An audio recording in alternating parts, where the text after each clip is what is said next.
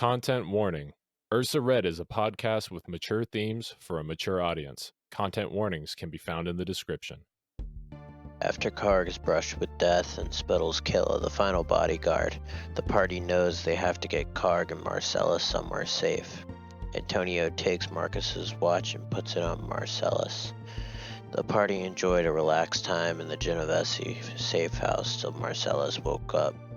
Karg and Marcellus share drinks until glow, when Marcellus realizes he has to go and set things up in the family. Antonio vocalizes his idea for revenge, but Marcellus disagrees. Marcellus then kicks Antonio from the family due to his plan. The party goes shopping and find their way back to the street bar.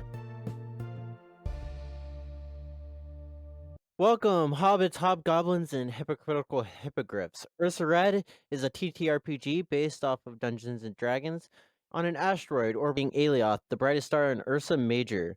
The Under, grown out of mining operations and evolved into a morally relative civilization, is made up of 6 portions: Safe Harbor, Refining Village, Neon Park, Gas Springs, Melodic, and Echo Depths. Our story continues in Safe Harbor, where we're going to come back to our group of adventurers, all gathered around the happiest place on earth, the street bar. I'm joined by Carter Prophet. Hi, I'm Carter. I play Mr. Somebody. He is a variant human monk, and he finds the cleanliness and the standards and sanitation and just the nastiness of the Under to just be abhorrent, and still cannot get over the fact that everyone seems to think that mopping once a week is seen as some sort of gold standard for a upscale hotel. Everyone knows this is normal. Yeah. Yeah, I don't think. I mean, Karg's definitely. They got never that mocked hotel either, has so. showers in it, and that's pretty nice, honestly. Yeah, Mr. Somebody over here is bougie. Not being This someone is who the needs nicest hotel showers, I've been to. you know, Optimus doesn't really mind that. You also don't have to worry about germs, so. Yeah, what would be more preferable, being in a dirty Under or being on an operating table? Ooh, that's actually a good question. How clean was the operating room he woke up in? I mean, Nasty. according to Mr. Somebody, if it's up to par with the Under, disgusting. Yeah, it's about the same as Fun fact, your arm's infected. super nice place. You've got gangrene. I'm gonna look at it one day, and there's just gonna be like chunks of flesh falling off around the fucking metal parts. Oh, I'm joined by Chase Dixon. hey everybody, I am Chase Dixon. I play Antonio Moretti, and a fun fact about Antonio is his nickname is the Shadow, but not for anything cool, like he's a badass, like hides in the shadows and steals and kills people. Nah, it's because when the family pulled him off the street, he was so fucking filthy. He was basically just in a dirt-ridden blackface. And he was like soot and ash and dirt and just disgustingness. And Marcellus said he looked like a shadow, and it stuck. Well, it sucks that Mr. Somebody wasn't there, and he could have cleaned you up. Yeah. Yeah, I mean, So now that it's that's just your another prime nickname, example of underness do you stay cleanliness. dirty on purpose to keep up with the persona? Oh yeah, for sure. You put on like eyeshadow every day. But it's just dirt. But it's not. I take some of the crud that's underneath my nails and I lick it real quick to wet it and do whatever I gotta do, smear it around. You know what I'm saying? Yeah. Fun fact: he's not a drow. He's just dirty. Oh Has a- man. Oh, God. Everyone's fun fact this week is they're just dirty.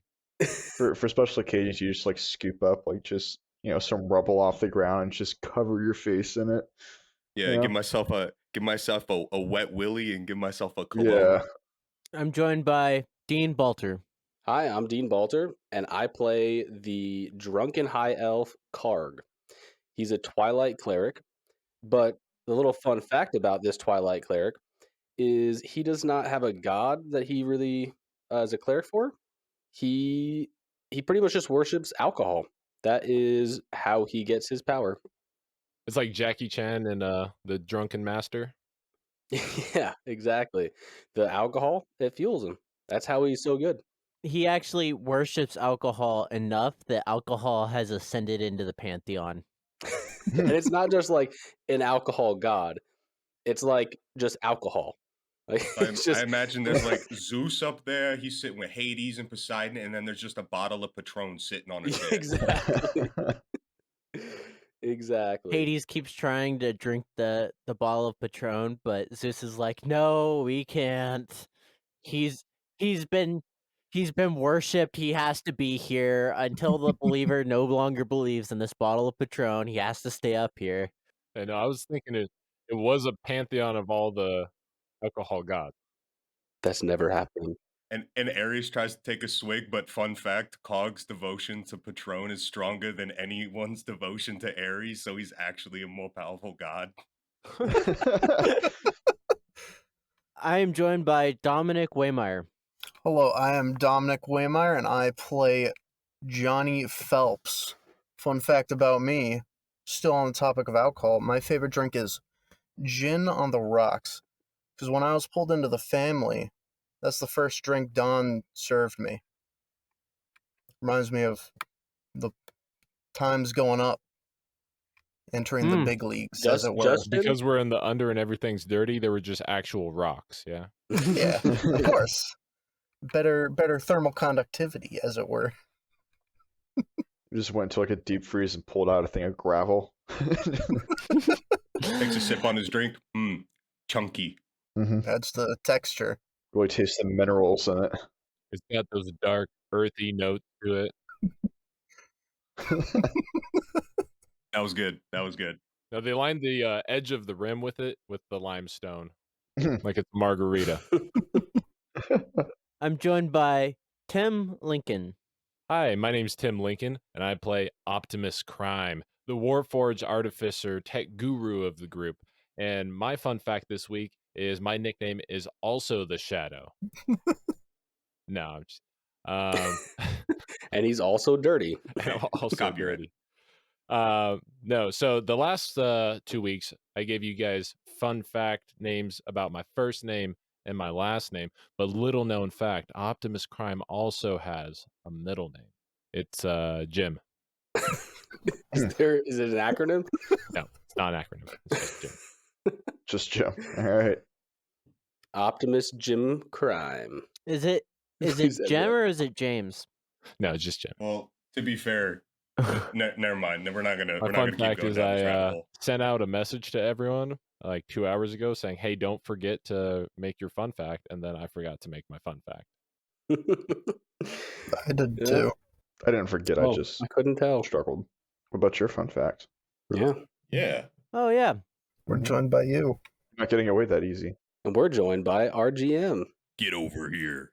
I'm Alexander Crutchfield. I will be your GM for this campaign. And my fun fact is Ursa Red is actually a campaign setting that I started to work on in 2015. And it was my first time DMing any Dungeons and Dragons campaign.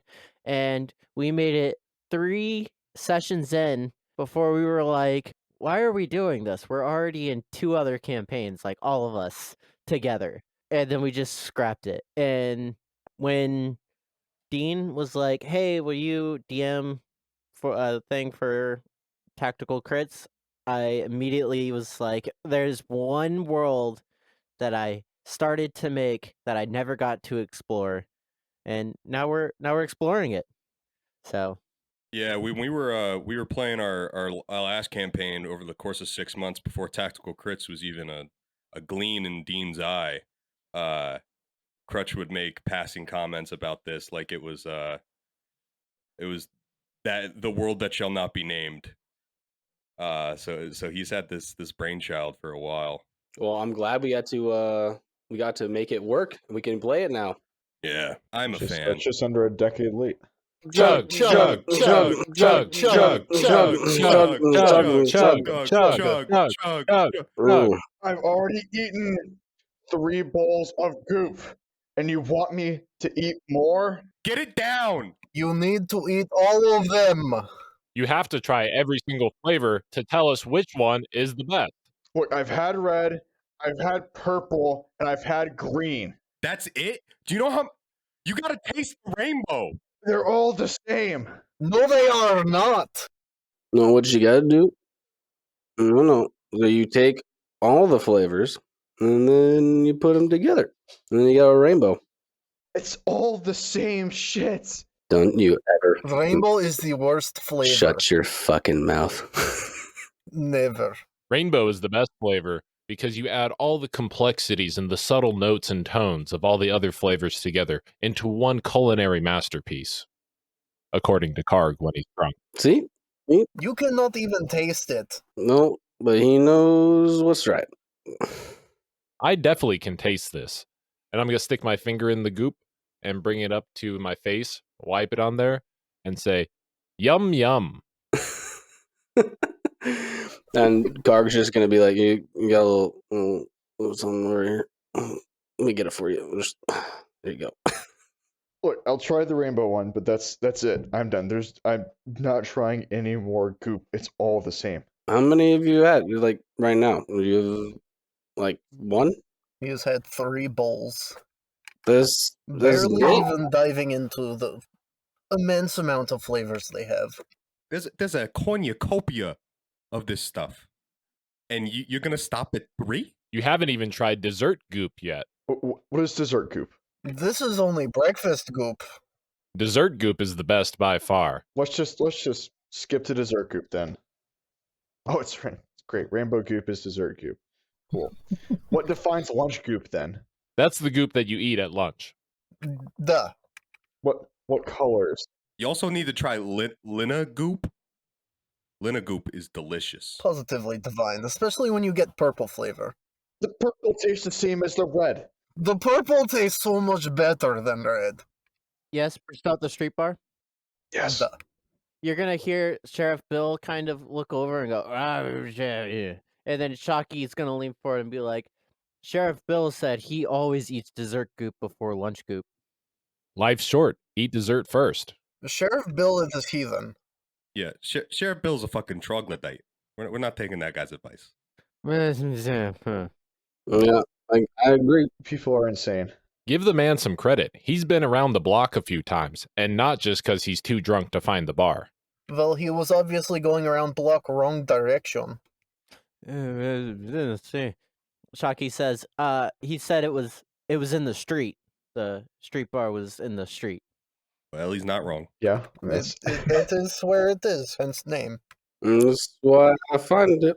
Is that seriously y'all's sheriff? That's the cop? More or less. His honorific title. Oh, great. Shocky's gonna kind of be like, so what colors of goop are there again? How many colors can you see? That many.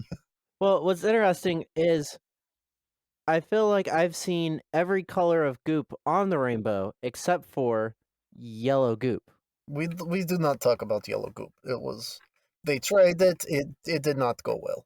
I can pee on it. Yellow goop seems to only be in rainbow goop. Why is that? This is my special. Is Yeah, not you can also well find known. it at the bottom of a bottle that that Cog over here has been nursing it for an evening. All right. If rainbow goop is so good, get me a bowl of rainbow goop. One rainbow goop bowl coming right up. I'm going to start mixing it, all the different bowls into one. And then I'm going to pop out of my finger a little blender piece and just stick it in there and start frothing it up. I love the idea that Optimus, as the best buddy of the most degenerate alcoholic in the under, is a perfect computerized mixologist. Like, it's just a match made in heaven. That's right. I got my whole bartender's kit right here in my body. I feel like rainbow goop would be like vomit colored. It usually is. If it's just all like the colors mixed up, that's You would think it would turn into like a weird green pea soup color, but all the colors Yeah. stay separated into like a nice swirl. Like oil and water.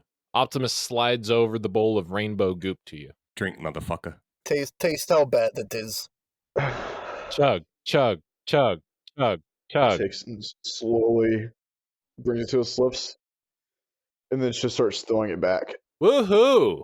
You did it. It's So what's the verdict? You see why rainbow is worst flavor? His best flavor. Do not condescend me. The look on his face speaks in itself. you won't believe it. It's the exact same as everything else. Yeah, but it looks cool. Why are we having this one judge goop flavor again?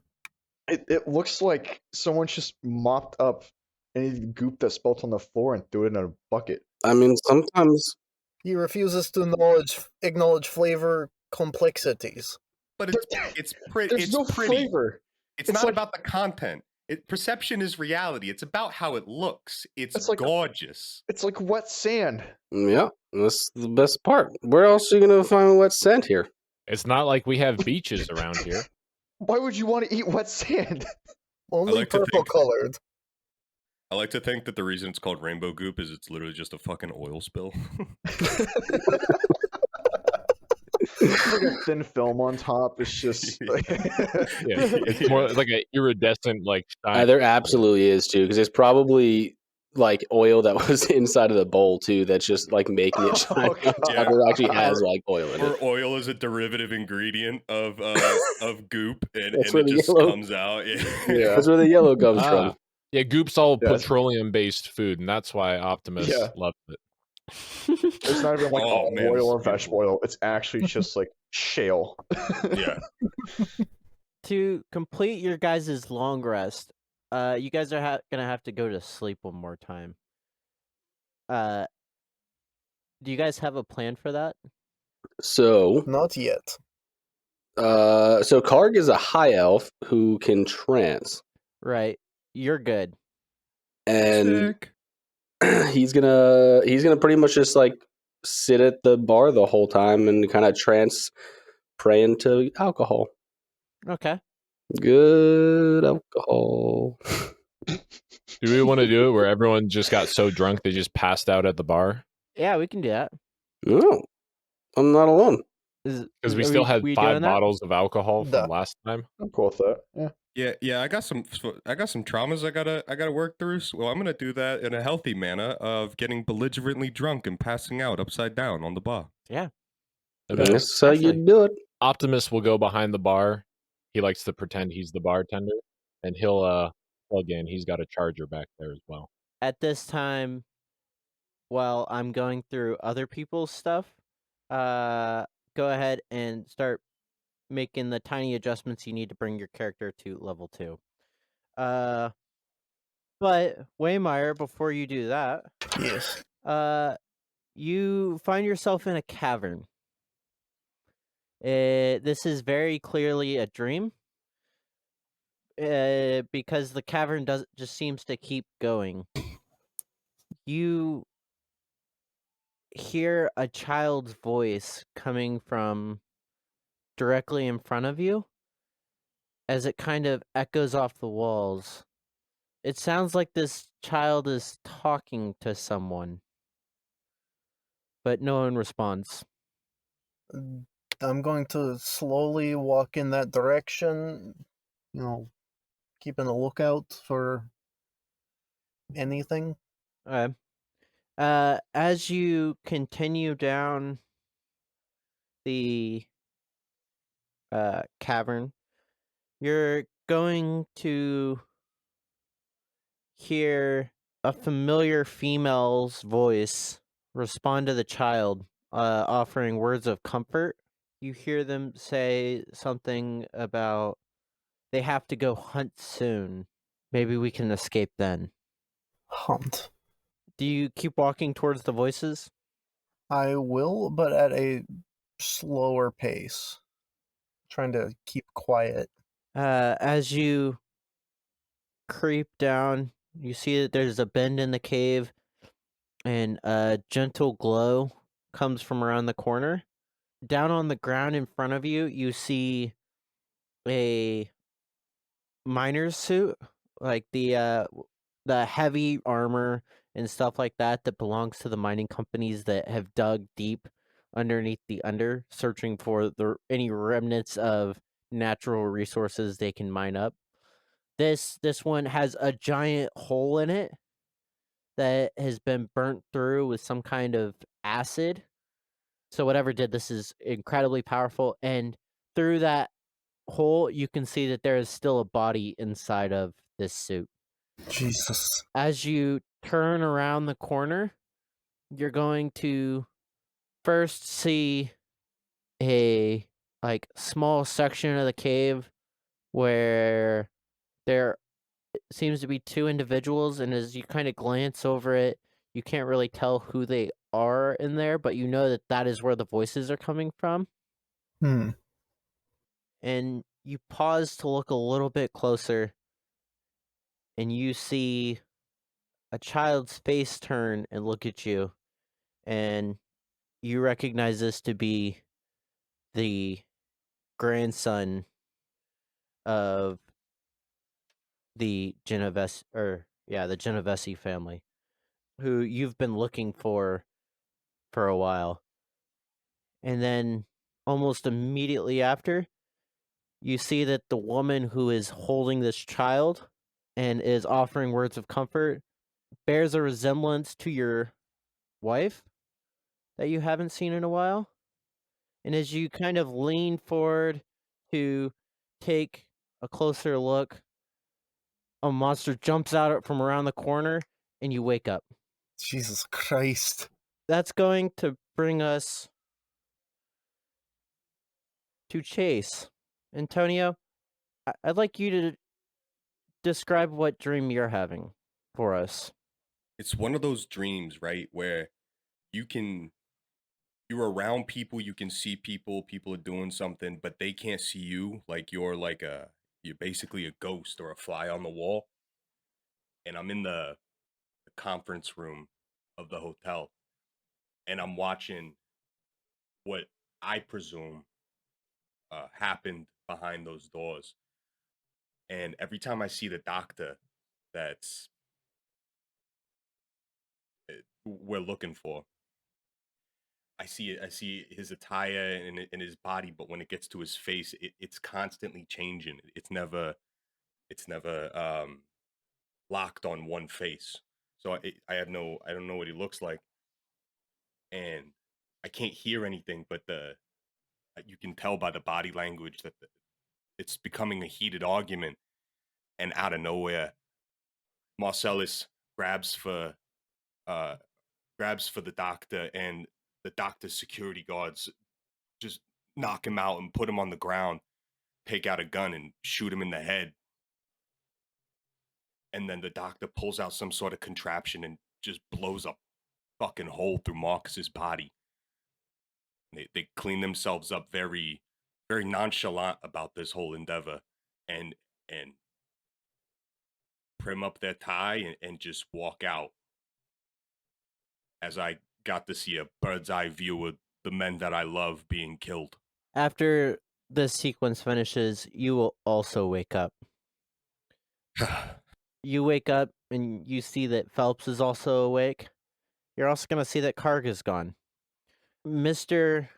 Somebody, in your dream, you're going to feel arms holding you and dragging you away as you desperately try to work your way back towards a house where you see a teenage boy and what appears to be his younger sister, as they both are standing in the doorway crying, and you recognize that you are not in the under.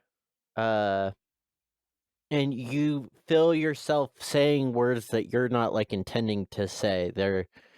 You hear it just kind of like, sorry, I did it for you. Did it for you. Coming out of your mouth as you're begging for forgiveness from these two kids standing in a doorway. You continue to be dragged away, and you're thrown in the back of some kind of vehicle as a door closes and everything goes black. Once this memory ends, you're going to wake up. You're also going to see that about 6 hours has passed, or 8 hours, whatever you needed to complete your long rest.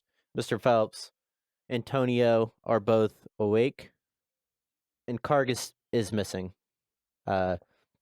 Before we get to Crime and Karg, would you guys like this opportunity to interact? Is Crime still plugged in behind the bar? Yeah.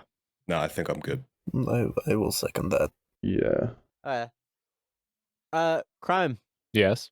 What is Crime dreaming about right now? So Crime's dream is he takes his time when he's shut down to do systems checks, make sure that all of his data isn't being corrupted. You know, he's gone through a lot of damage in the last couple of days. So he's checking all his systems files, making sure everything's in order. But also, there is a part of him that likes to have abstract kind of thoughts and dreams. And so what he's dreaming about right now is more of like a memory, kind of. He's thinking about a time when him and his sister were sitting at the top of a overlook in the under, and it was right before dawn in the under, when all the neon lights begin to glow. They go from dim to bright, and he's remembering sitting there with his sister watching all of that, and thinking that he misses his sister and wants to see her soon. Very nice. So, Crime, after your memory is complete, you're going to wake up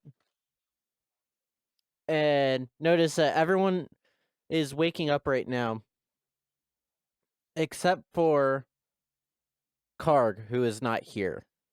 Where's Karg? Did anyone see him leave? I figured he told you. I did not see him. I just woke up. Yeah, I'm in the same boat as Phelps. I was not disturbed at any time during my rest cycle. Must be nice. Maybe he wandered back to the apartment. Should we check there? Would probably be safe bet. Do you have like a security cam feature, for when you're sleeping, you're still looking? Oh wait, that's a good point. I'm a drow, so I meditate and I'm aware of my surroundings while I'm resting. Yes, but you're a drow, and you said that you were drinking to get rid of all your problems. Let this be a lesson, kids. Pay attention to the words you choose. They have meaning. Consequences and actions. Consequences. Crime, do you have a camera that you can play back? Absolutely, yeah. Crime's face is a camera. So when you go back and you hit play and run through the footage, very early on, you see Karg stand up with a bottle of alcohol held out in front of him, and he's like moves his arm, and he's like, "Oh, what? Okay," and he just starts to follow the alcohol. Karg, after you fall asleep, you find yourself at the street bar, but you're by yourself, and there's no one else there. But directly in front of you is a brand new, high quality bottle of tequila. Oh, that's some high quality alcohol. Gotta go get a little taste of that. And then he's gonna start walking towards it. Cog. Yeah. Cog. I'm right here. I'm on the counter, Cog. Yeah. Whoa. What? Cog. And you see a face on the bottle of tequila. He's gonna be like, Karg, we've got an adventure to go on. Oh, where are we going, buddy? I'll tell you on the way. Okay. And you're gonna pick up the bottle. And like the bottle's gonna be like, we're going to the right, and you're just gonna like, oh, this way, okay, and you're just gonna start walking off. Okay. Oh my God. So the bottle's going to kind of give you directions throughout the town. You feel really impressed with yourself because you are very accurately recreating this city in your dream. There's no other people, which seems strange to you. Kind of a random point, the bottle's going to tell you to go into a house, and you realize that you are back at the building of the safe house. Wait a minute. We already left here. Why are we coming back? There's something you gotta see, Karg. And you're gonna start to go upstairs, and as you're about to go into the safe house, the bottle's gonna be like, now, higher, Like, oh, on the roof. oh, shit. Okay. And Karg's gonna start walking up onto the roof. Once you get onto the roof, you're gonna kind of look around. You're going to look out, and you from the roof, you see the Vein, which is that club where like the less organized crime go. And then behind it, you see like a shipping yard, and in the middle of the shipping yard are two silver trains that are currently being loaded by robots with a series of boxes and things like that. And then one of the trains opens up as robots start to carry boxes into it, and out of the train you see 12 dudes wearing black on black suits. They all have glasses on, and they're wearing like essentially like a like the oh gosh, I don't know how to describe this hat. It's like old school golfers used to wear it. Like a flat cap. Yeah, like a Yeah. flat cap. Like little black flat caps, and you can tell that they're like all carrying some pretty decent weaponry and stuff. Karg, get down. Okay. You're going to lay down on your back, and as you lay down on your back, you're going to get a bit of moisture on you, and you're gonna feel yourself wake up and realize that that was kind of a dream, but somehow you actually ended up on top of this building. Oh, shit. Oh, God. Oh. Karg's gonna grab. I'm assuming he still has the bottle of alcohol in his hand, right? Absolutely, but it is now just a bottle of alcohol. Karg is gonna look at it, bombs up, and he's gonna take a couple jugs, and then he's gonna look around him, and he's gonna look back at the same area where you saw the trains. Does he see anything there? Yes. So there are robots loading boxes on and off the trains. This is kind of like one of the few vantage points in the city where you can actually see this occurring. You're not going to see any of the schemy gentlemen that got off. However, you are going to see that it looks like more stuff has been loaded onto the train. So you don't exactly know how long you were laying on the ground, but it's safe to assume that what you saw actually happened. You were just being led by essentially your god. Oh. Karg is going to make a long distance call to his good old buddy Crime. Okay. Ring. 1 credit, 10 words.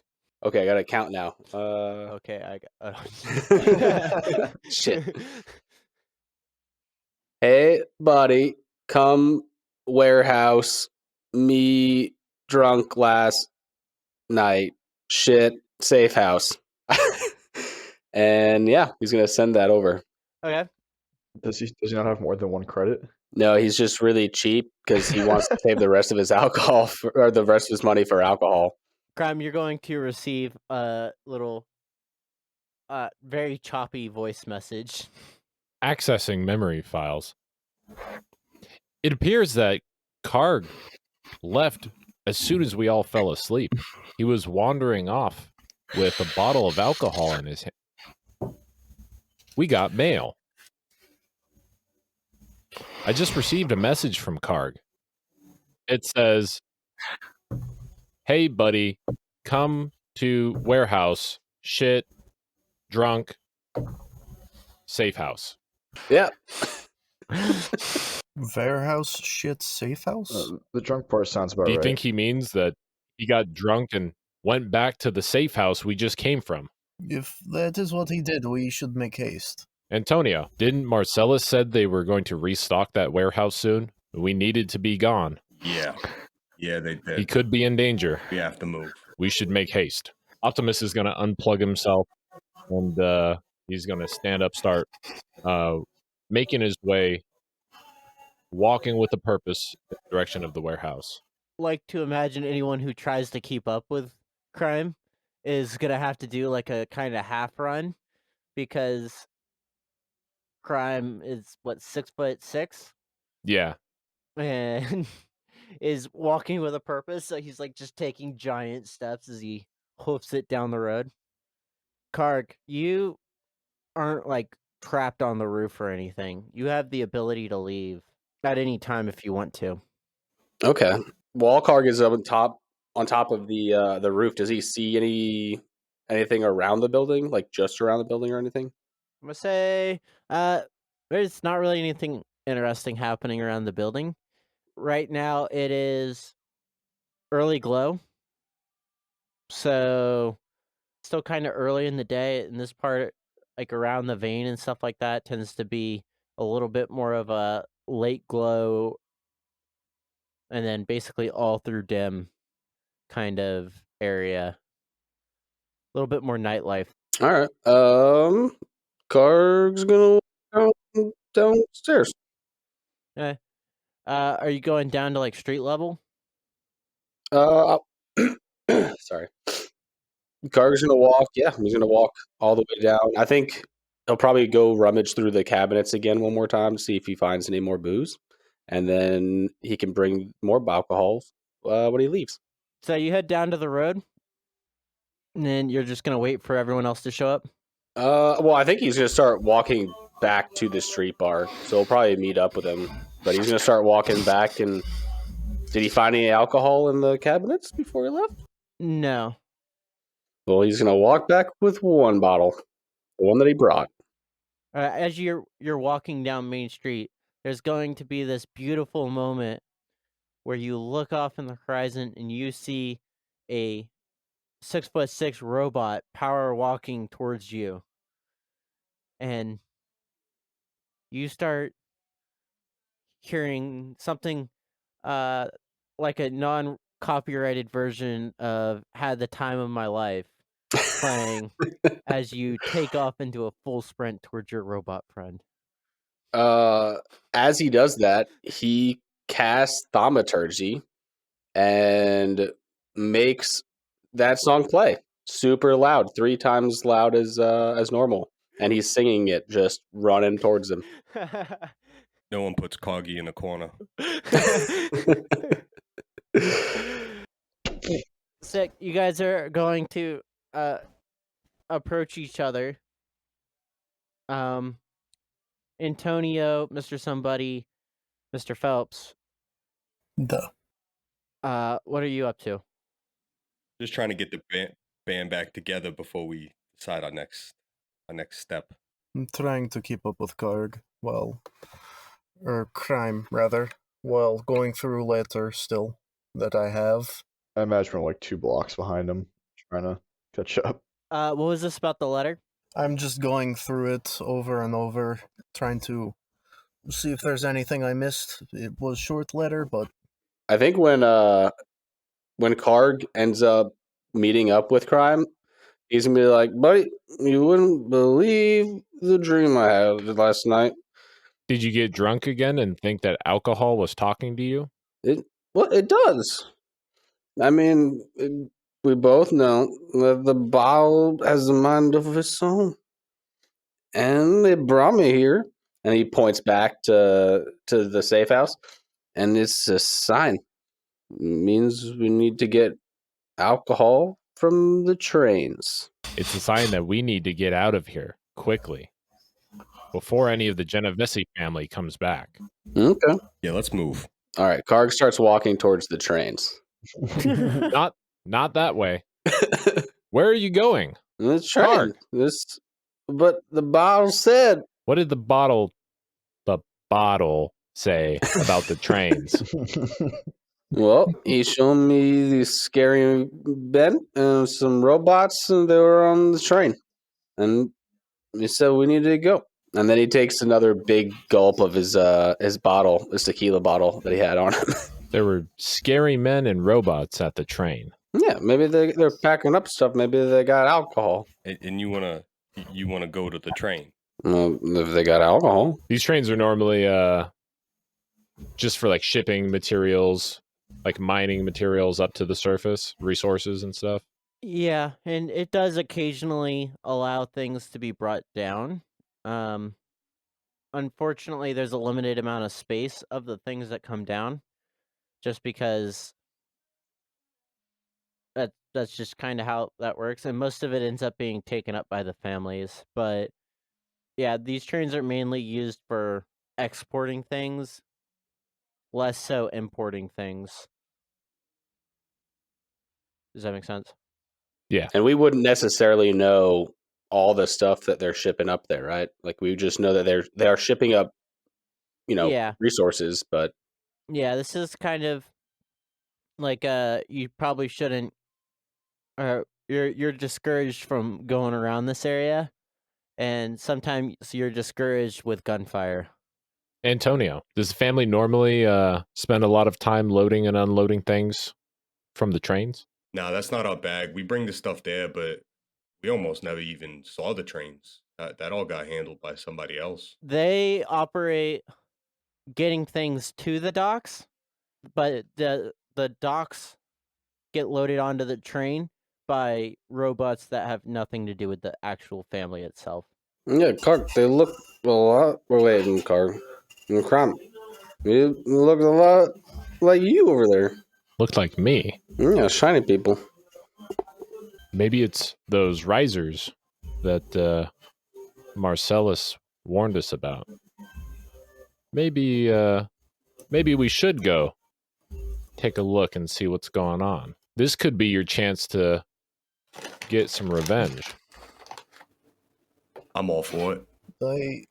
I might have another lead on the risers, as it were. Antonio, here, take a look at this letter, Antonio. What you got? What does the letter say? I hand you a letter and it says it's from the fucking Donovan to the Daniele family. It essentially says that he doesn't like it when the guys come down. He thinks they have something to do with his grandson disappearing. He wants to stop him from coming. Yeah, that kid's been gone for fucking ages. Jesus. Even I was looking for him at the start. You said you might know where the kid is? I'm not sure if I know where he is, but Daniele family is the only lead I have right now. Well, if word hasn't spread about me getting kicked out of the family yet to them, then we might be able to get an audience with them. Hopefully we can. Let's proceed with caution. Okay, let's do it. So what's the game plan? Follow me. Seek them out. Yeah, I would say we'd probably go stealthily, kind of around in the shadows, and then try to get closer. To the train or to the family? Yes. Well, we're here at the train, so we might as well knock this out while we're here. Might as well. So you guys are going to the train station, correct? Yes. Hooah. We're trying to get in and find out what's going on over there, but not be found out. Be real sneaky like. So everyone kind of knows where the entrance to the train station is, especially the members of the Genovese family. It's in like the northwestern corner of that park, kind of at the edge of Safe Harbor. Are you guys going to take a direct approach or try and be a little bit more shadowy? Would I know Dark. of any side entrances, any entrance that's not used by normal people? No, you would not. So the families are are allowed to use the gate essentially to bring stuff in. Ultimately, this place is ran by the loaders, the robots. So you guys like bring stuff in and drop it off and then leave. Anytime that you guys kind of like linger around on the inside, the loaders start to get suspicious. I say we take a more deliberate kind of sneaky approach. Yep, I'm fine with that. Mm-hmm. Yep, Karg agrees. Yep. Crime is going to cast disguise self. And so disguise self, you make yourself, including your clothes, armor, weapons, etc., look different, and you can seem 1 foot shorter or 1 foot taller, appear thin, fat, or between. The changes wrought by this spell fail to hold up to physical inspection. For example, if you use this spell to add a hat to your outfit, objects pass through the hat, and anyone who touches it would feel nothing. So the way that Crime is going to do this is he knows that you can get in anywhere as long as you just put on an orange vest and hold a clipboard. So he's putting on an orange vest, he's getting a clipboard out, and he's putting on a hard hat. And if anyone asks him what he's doing there, he's there to check on the other robots. Okay. Um. Okay. What's everyone else doing? I think Karg is gonna try to follow like 40 feet behind, just to keep a safe eye out. But he's gonna keep his distance, so if he has to, he can try to like hide somewhere. I'm gonna do the same, but I'm going to very Assassin's Creed bounce from group of people to group of people, like shadow to shadow, as much as possible. Mr. Somebody, Mr. Phelps, what are we doing? I'm gonna see if I can just stick alongside Crime here and I don't know, just pretend I'm part of like his entourage or something, like a human handler for a robot. I do same thing. I pull out book of notes and pretend to be going through while inspecting containers. So you're not actually in it yet. You're Once I get there, Oh, okay. I'm inspecting them from afar. Is this an actual book or is this a virtual one? An actual book. An actual book? Okay. It doesn't have anything in it. It's just for appearances. So who's going straight for the gate? I believe we have Crime, Mr. Phelps, and Mr. Somebody approaching the gate. So as you guys approach the gate, there's like a main gate that looks like some kind of vehicle could go through it. Vehicles aren't super common here. Mostly it's like trams and public transportation.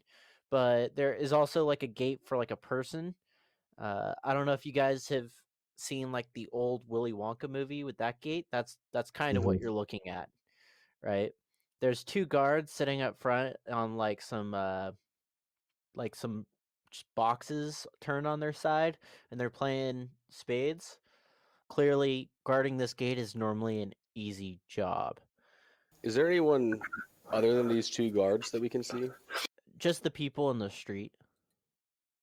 Okay. While Karg is still like further back behind, like obviously just on the street area, he's gonna cast thaumaturgy, and he's gonna do it to like the far left side of these guards. and it's just gonna be a big banging noise. A banging noise? Can Yeah. So you add a little bit so there's like the gate, and then there's like a wall that just kind of extends off of it from either side until it runs into some buildings. Uh are you going to make it come from like along the wall, or yeah, so it's gonna be along the wall on like the left side of the guards, and it's just gonna be a big bang. bang? They're going to jump up and kind of look. They're going to be distracted for about 35 seconds. There's a chance to go in. Immediately after they hear the bang, they're now distracted because the dude who was sitting further away from the bang, it starts like messing with the cards, and so now they're like arguing with each other. It's not really like spades, it's some kind of 2-player game. That was just a word because it just hit me that spades is a 4-player game. There's 2 invisible guards, so we just don't see Yeah. it. But yeah, they're now arguing about this, making it super easier for people to get through. I'm going to use this opportunity to attempt a sneak past. And before he does that, Karg is gonna cast guidance. Oh, thanks, buddy. You got this, buddy.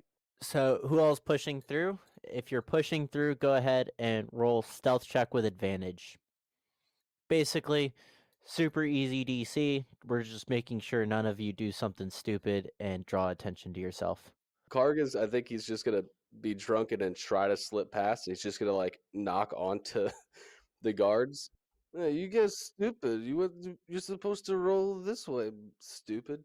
Everyone else has successfully made it in. Karg, are you gonna attempt to go in still, or are you gonna stay here? I think at this point I'm gonna try to distract the guards in case they need to make a quick escape. Okay.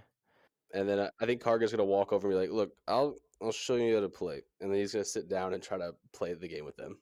What? Everyone else, you're inside of this yard, and there's a bunch of boxes and things where most of them are smaller than 4 feet by 4 feet, but they are stacked on top of each other.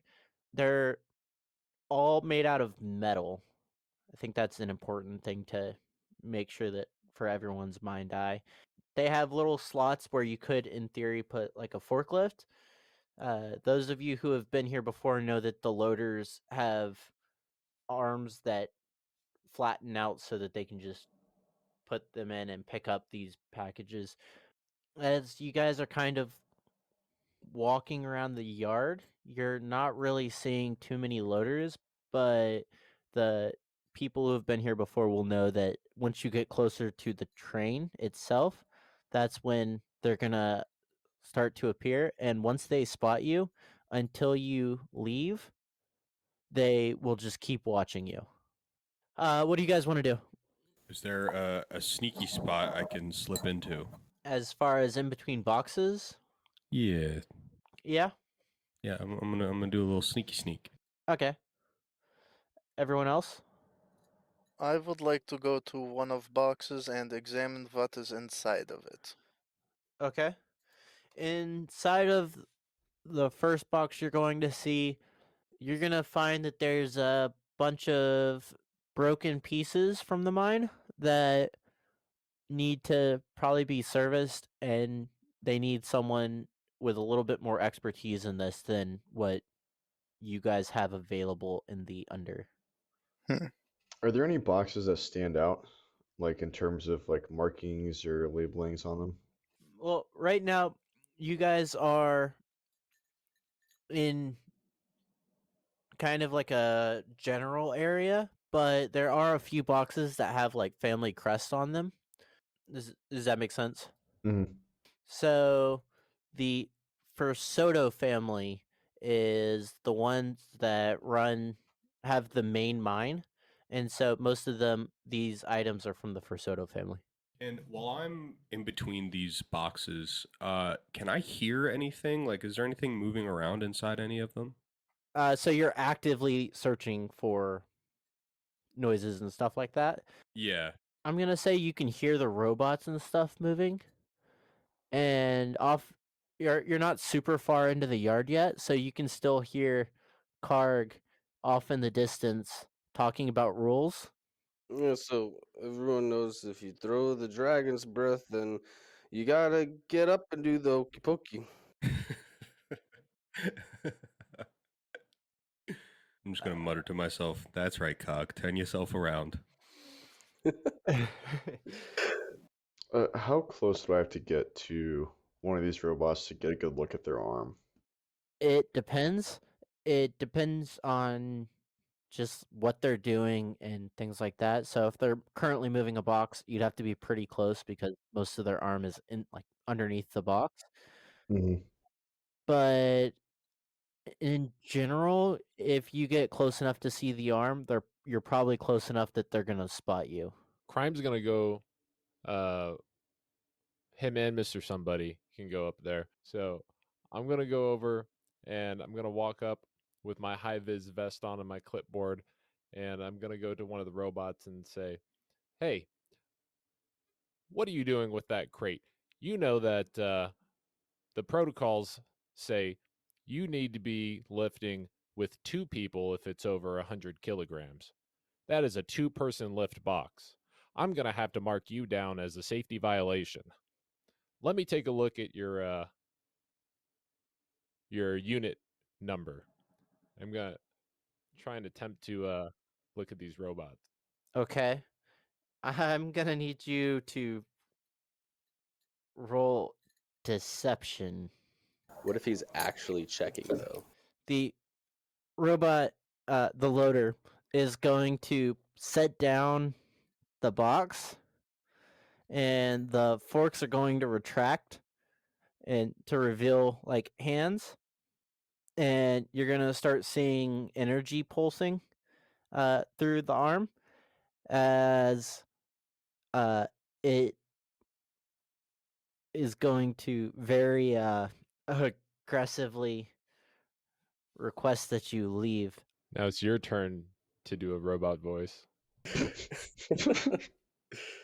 You are trespassing.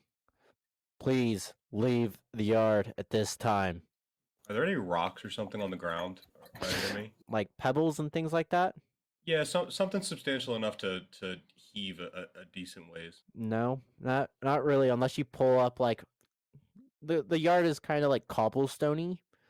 So you could like try and like get one of those out of there. If you use a tool, it would be easier, but you risk damaging that tool. Yeah, I have thieves tools. I'm going to look at the loader, and so he says I'm trespassing. I'm going to say, "Oh, and being hostile, talking back to superiors. That's another write-up right there. Where's your manager? You need to be sent to the reprogramming facility." I'm just imagining like this one robot just telling him to this loader, and this loader's like, "No, like you, who the fuck are you?" He's like short circuiting a little bit out of sheer annoyance. Like, You need to double check your system processes, bud. The manager robot is mounted in rack unit A4 in the control center. I have direct connection to him. You are trespassing. Warning 2, warning 3 will be with force. All right. Well, I'll let it go this time with just a warning. Antonio, can you roll for me? 17. You hear voices off in the distance, and it sounds like they're moving towards the gate. Tim, what were you doing?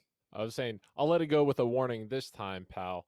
But next time, this whole facility is going to get a write-up. And I'm going to walk away. Okay. Mr. Somebody Phelps, what are you doing? Are there any like buildings that stand out? Or do they all kind of look the same? So there's not actually any buildings in the yard. It's just Mm.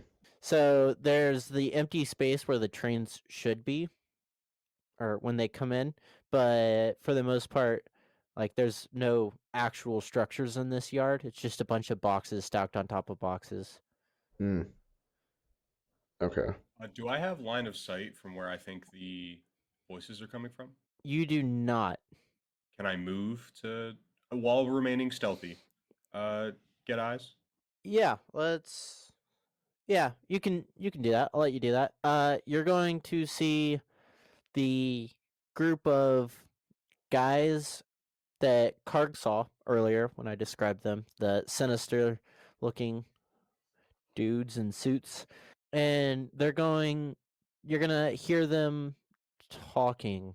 You're going to hear them complaining about how the doctor called them down here for his protection, but then he got on the train and went back up. So right now, these dudes are kind of like wondering what the hell they're supposed to do. And then one of them says that they're going to go add more people to the watch for the operating rooms. How many guys do I see? 12. Okay. That number went up. I don't remember what I said last game, but I'm going to say, but Waymire sent me a 12 earlier, and I don't remember what it's for, so we're going with 12. That was a roll. That was a roll. I'm just gonna start trying to make my way to like the exit, see if I see anyone else that came in. So as you're heading towards the exit, you're going to see the guards, or the dudes in suits, and they're walking out of like towards the they're about to walk out of the gate. Karg, you're outside playing these board games, and you're gonna see these dudes walking out. None of them look familiar, which is good, and they don't seem to be minding whoever's guarding this gate. But the two guys with you are like, "Hey, let me get this right. If the dragon breathes fire, I turn my hat around. Yeah, you turn But your head around. Yep. if he slaps me before I turn my hat around, then I get to play another card." Yeah, you're getting now. Okay, I think I got it now. As these guys in black suits come in, though, Karg is gonna just kind of like side glance at them and try to get a good look at them. Okay. So out of the 12 guys, you're gonna get a pretty good look at 8 of them, so 2/3. And when you look at them, they look pretty much the same, except you see that a few of these dudes have like that the respirator mask that Crime is currently carrying around. They have it laying on their chest, and on their back is the pump from that you guys took off of.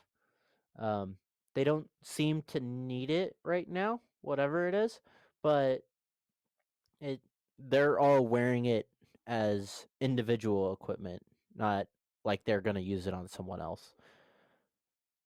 Karg is gonna look at them and be like, "Hey, you guys wanna play?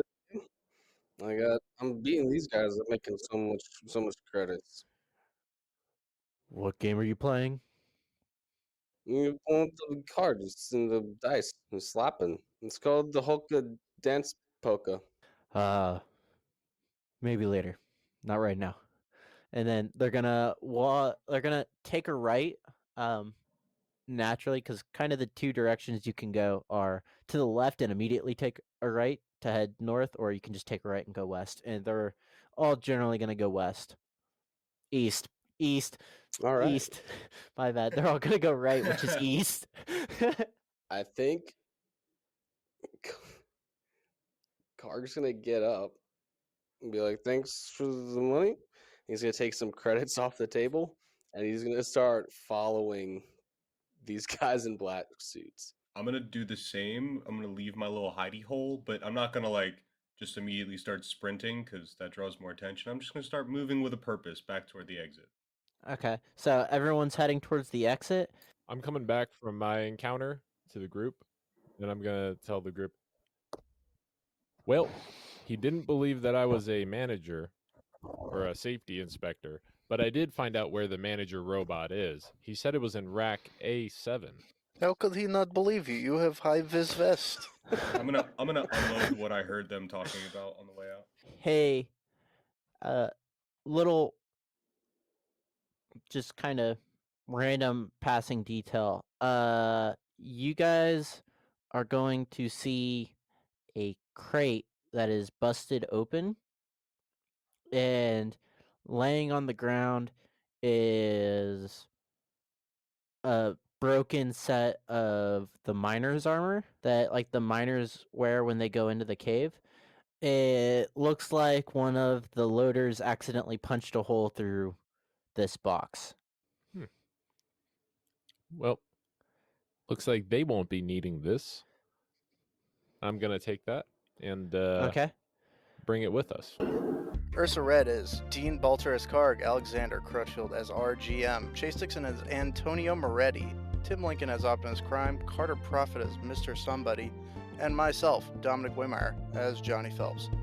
This podcast is directly supported by our patrons and wonderful listeners like Austin with a Y and YPM1. Thank you for subscribing.